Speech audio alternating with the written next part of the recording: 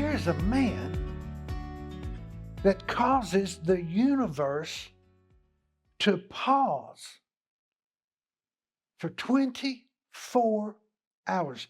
Do you know there was a time scientists were going back through time and they were studying, this is actually true, and they kept coming up short on one day. They couldn't figure out where we'd lost a day at. Finally, one of them said, "Oh, I know." And he shared the story of Gideon commanding the sun to stand still. Everything in the universe that God created is precise. But there's a day missing. And it was because of man. Come on, when's the last time you stopped the universe? But if you needed to, you could. Number one, he wasn't doing it for amusement. He wasn't playing the what if game. Let's see if this works. He had a valid situation. He needed daylight. He needed to mop this campaign up. He needed to make sure that the curse didn't come back on the land, but that the curse remained on those three wicked kings. And he has a wonderful solution. He just stops the universe.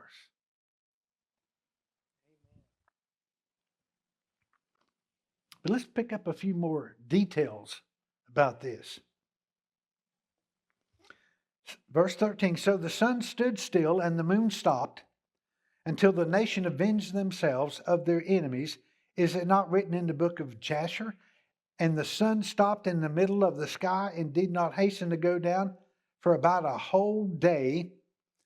There was no day like that before it or after it listen to this, when the Lord listened to the voice of a man.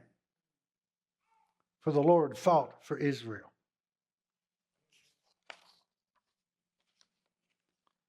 The Lord listened to the voice of a man. Can't you just see Father God sitting on the throne? He's like, well, that sounds pretty good. That sounds like something I want to get involved in. I got a guy here. I got a leader who's out here speaking to the sun and the moon and commanding them to stop.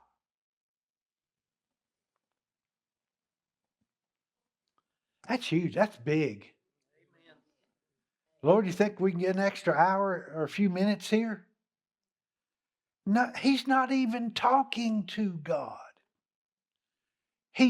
Joshua is not in prayer. But how many of you know Jesus said you can have what you say in Mark 11:23, and in verse 24 he said you can have what you pray. So whether you're praying or whether you are saying, life and death is in the power of the tongue, but Joshua is not consulting God. What do you think we ought to do here? He just knew what he needed and made a declaration. He's speaking to the sun and to the moon, and God was listening to him. And God hooked up with him in agreement. I'm sure God was impressed with that. Number one, impressed that Joshua thought it was possible, that Joshua thought it could be done.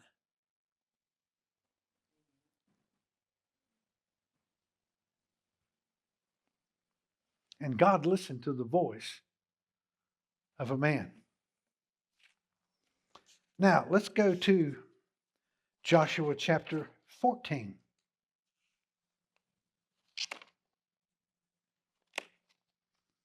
I mean, the book is just full of violent faith. People that just, out of their circumstance, with divine energy, just reached over into the provision of God.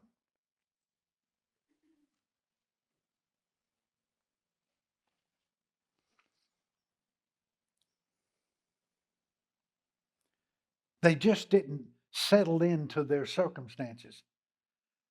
I'm convinced that most people on this planet, they'll just kind of settle in with their circumstances instead of rising up against their circumstances.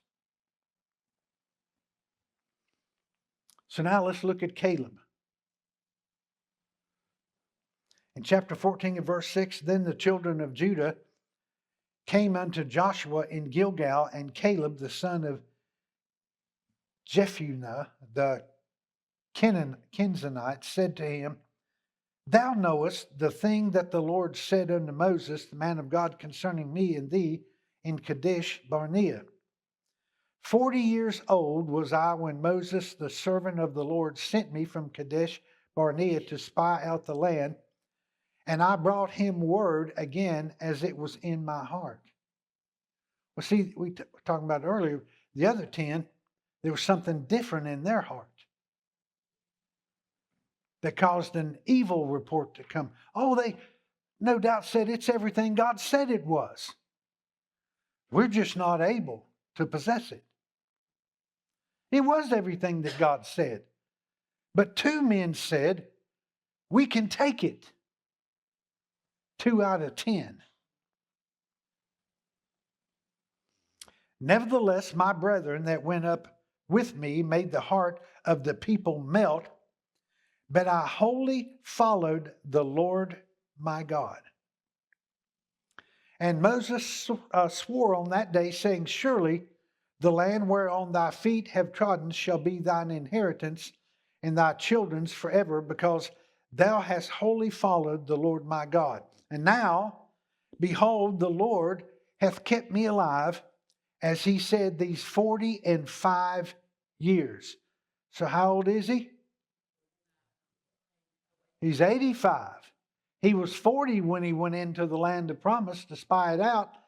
And since then, it's been 45 years, ever since the Lord spoke this word unto Moses, while the children of Israel wandered in the wilderness. And now, lo, I am this day 85 years old. Happy birthday, Caleb. It's his birthday. In verse 12, and I'm old and I'm weak and dilapidated and have fallen apart.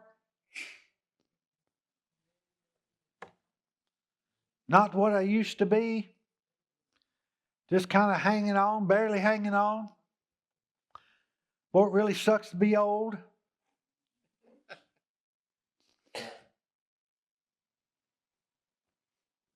It's not what he's going to say. But almost everything you hear about aging is all negative. Now, I do understand the Bible says the body, our body is decaying, deteriorating. We know that. I can't do what I did when I was 30 years old. I can do some things that I could do when I was 30,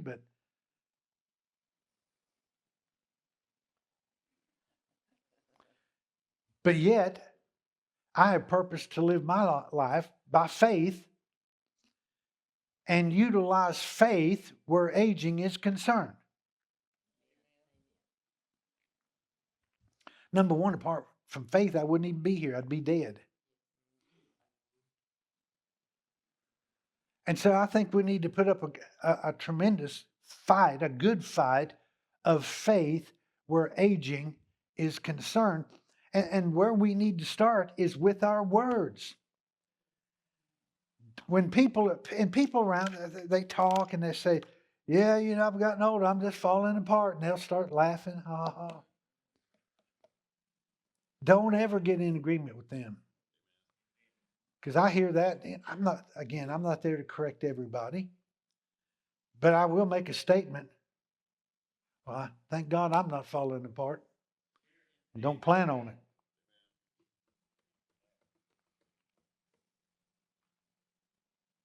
Yet I am as strong this day as I was on the day that Moses sent me, as my strength was then, even so is my strength now for war, both to go out and to come in.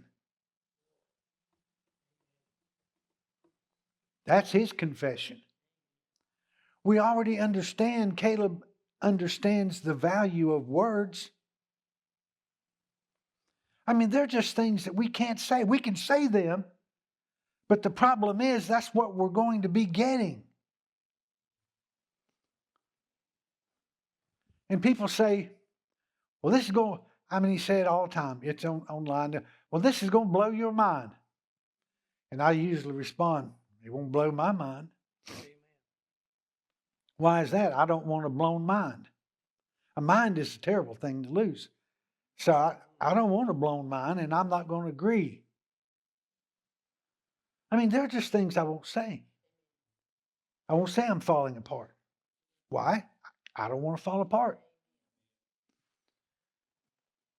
I want to run the race, fulfill my course. I believe that Jesus is a soon incoming king. I believe, in about 5 years, I believe is when we're going to see the return. I don't think we have all that long. I wasn't like a bunch of people that thought he was coming back in September. And some of those people, blessed, they believed it so much, they went out and sold everything they had. Because they were just sure he's coming back, Feast of Trumpets in September.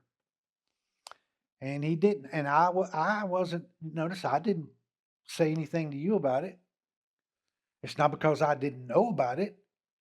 And I think it's probably the strongest push I've ever seen for his return on a Feast of Trumpets. There was more talk. There was more activity. There were more people saying, oh yeah, he's definitely coming back 1,000%. And I said immediately, I said, nah, he's coming back soon, but it won't be this Feast of Trumpets. Well, how did I know? Well, you got to look at the whole thing. You can't just look at one event. You have to look at everything that's going on. You have to think about how long is the church age?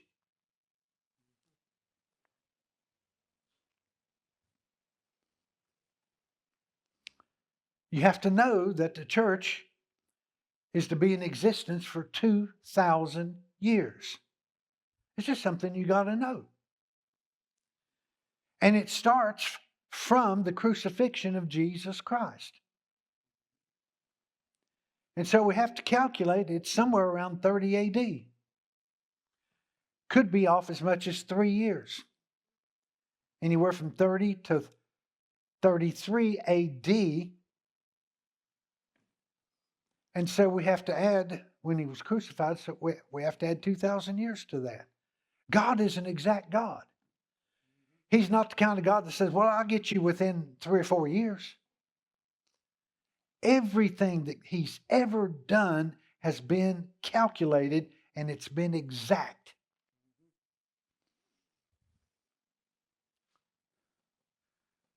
Up until the time of Jesus, we had 4,000 years on this planet.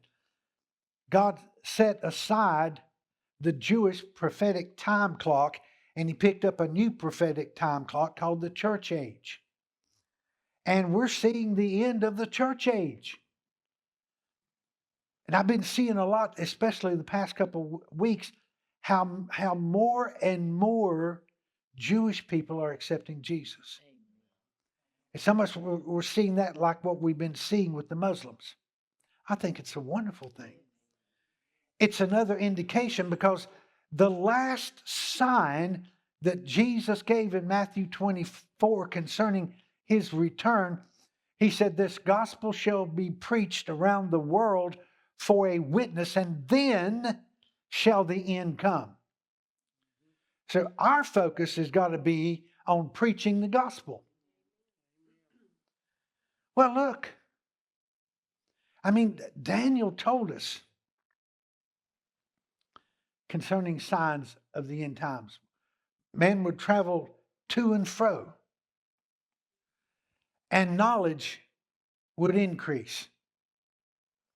Well, look at the kind of travel that we have. I wouldn't want to be flying right now. with the left having the government shut down, and you got all the people watching our airplanes who aren't even getting paid, moving right along. I just had to throw that in there in the mix, you know. And the other was knowledge would increase and abound. Every so many hours, the internet doubles. We have more scientific breakthroughs. Now we don't have bombs, we got lasers.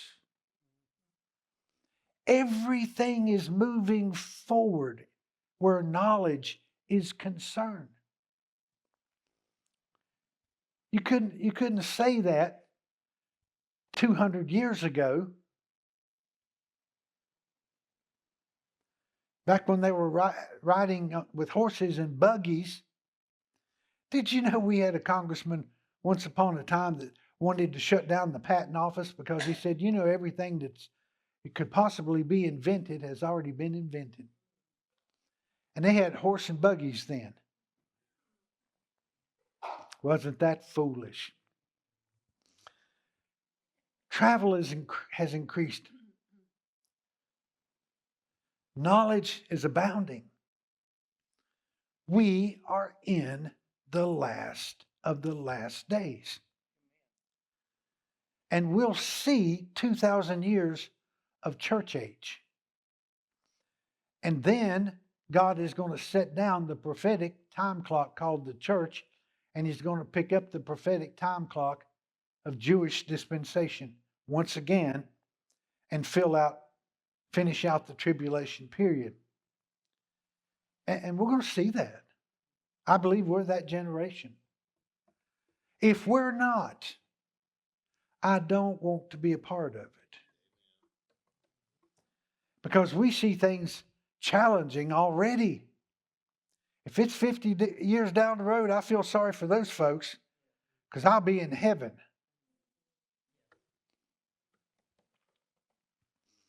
But I believe we are that generation. Judy thinks so too. We're in agreement, Judy. We are that generation. All the signs are there that Luke 21 and Matthew 24 Jesus spoke of. We see all the signs. The increase in intensity and frequency of hurricanes and floods and famines, all that's there. It's proven. We got the wars and the rumors of wars taking place all the time.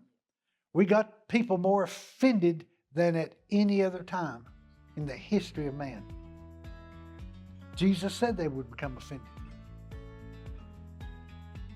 It's all coming to pass.